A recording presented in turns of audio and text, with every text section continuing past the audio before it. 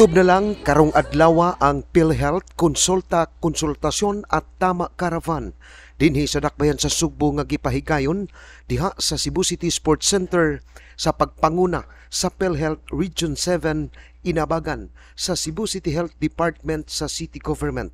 Atol sa pagbukas ni kagahapon, nitambong isip pinasidunggang dinapit si Acting Mayor Raymond Alvin Garcia ug Konsehal Jocelyn Pesquera. Gamoy Chairman sa Committee on Health sa Konseho, Dr. Daisy Villa sa City Health Department ug mga kadagkuan sa PhilHealth. Matud ni Acting Mayor Garcia, maayong pahimuslan kining maong libre nga programa labi na sa mga idaran ug ampingan kanunay ang panglawas pinaagi sa regular nga check-up. Mao rin atong mahatag sa atong mga anak. Makita muhangtod ta para makakita ta nila nga mudako o ang atong mga apo. Muy pinaka-importante. So, regular consulta and check-up is very, very important to all of us. And we are very happy and privileged na gihatangan ta ani nga higayon. Gihatangan ta ani nga higayon sa PhilHealth in partnership and in cooperation with the Cebu City Health Office.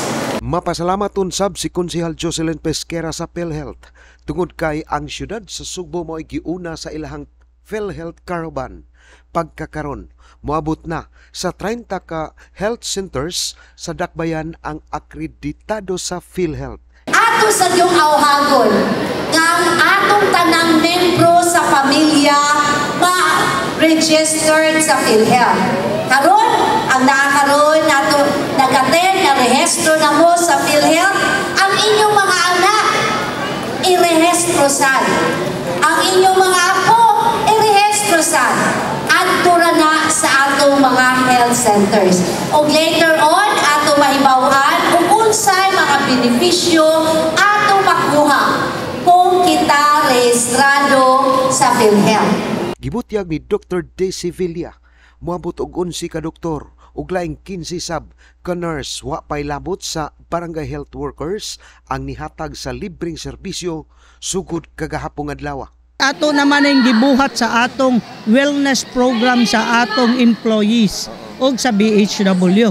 So niya sa sila karon itabang nasa tay medtech gidala para mukuha sa ilang laboratory.